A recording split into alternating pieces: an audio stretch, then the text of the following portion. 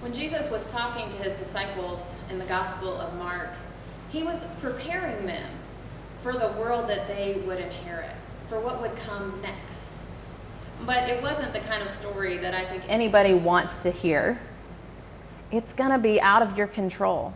It's going to be bigger and messier than you can imagine. And all I can tell you is to look for the signs of hope beginning, like that tender branch on a fig tree that tells you that spring will come, but is not yet here.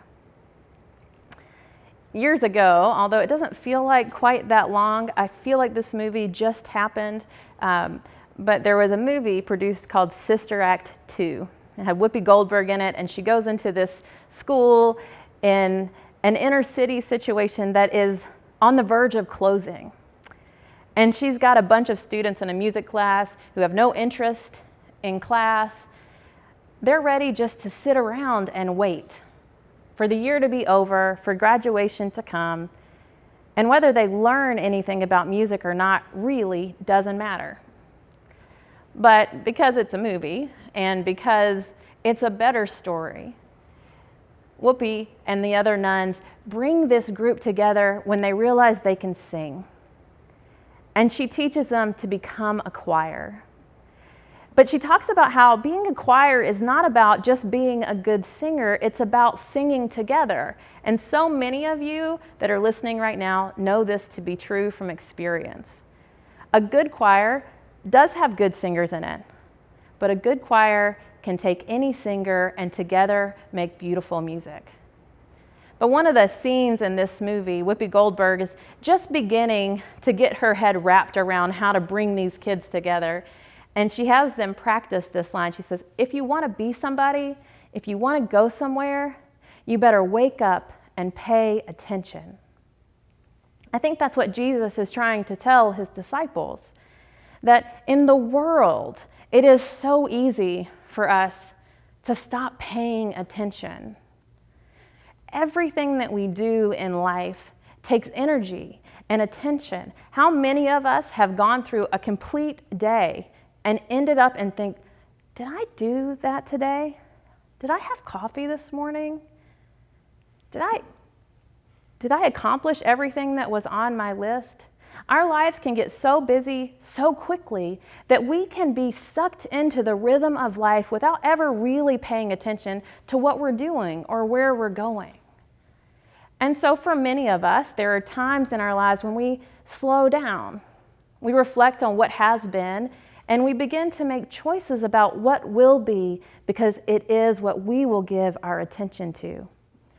When Jesus is talking to the disciples about what will come, he doesn't tell them, here is my 17-point plan. Do these things and everything will work out. He says, keep awake. Pay attention. Look around you. Don't take for granted what is right in front of you. Now, COVID-19 and the pandemic that has swept across our world has shifted so much for all of us. And while some of those shifts have been certainly uncomfortable and continue to be not what we have picked or what we would have chosen, they have also given us an opportunity to slow down, to reflect on what was, and to dream about what can be. Whenever everything stopped, everything shut down, and we all wondered how in the world we would get through this together, it didn't take long for creativity to begin. We began meeting again online with a few bumps and bruises along the way, but we've sorted it out. And though we aren't sitting together in pews, we are together, able to see one another, to pray for one another, and to worship and sing to God with one another. That's no small thing. And if I had said to you in January of 2019 or 2020 that we're going to spend most of the year worshiping digitally, I can imagine the kinds of things I would have heard from you. And yet here we are. It isn't the same, but there's some things that it allows for us to do that we could never do before. And I wonder in this moment in history if the church at large is not invited to reimagine, to dream big dreams about what can be. Because right now, we have been disrupted in such a way that there is no returning to how it was, because we are different people. And so this message from Jesus to keep alert, to stay awake, comes to us maybe at the perfect time. Maybe this is one of the only Advents that will really make sense because we are anticipating something new.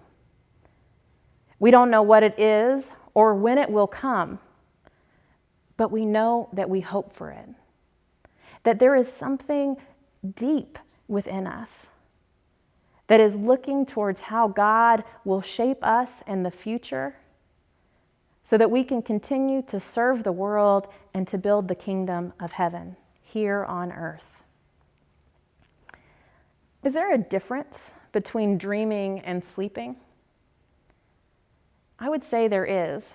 In the midst of this pandemic, there have been moments where exhaustion was so overwhelming that I didn't care if I dreamt, I just wanted to sleep.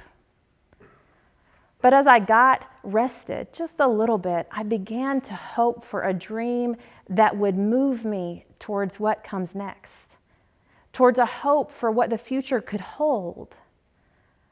But it came alongside a lament of all that we have lost. In the season of Advent, we are not called to look forward to Christmas to the detriment of all the things that we continue to carry. Advent is a heavy time, full with all of the joy and sorrow that life can bring. Because God knows that they live together. And that in the midst of this time, as we worship God together, God welcomes us whatever we carry. However we need God to be present, God will be there for who we are and with what we need. And with what we need to be able to go out into the world and share the dream that God is driving everything that is happening, and that God has a dream bigger than any of us can imagine. Advent gives us an opportunity to broaden our perspective, to see beyond us and our things, our ideas, to see this bigger dream of God's. But it also brings into stark focus the priorities of God. God's hope for humanity and for creation. The peace and shalom that God promises to all the world. The joy, the fullness of what it means to be joyful in all that God has given to us. And the love of God that binds them all together.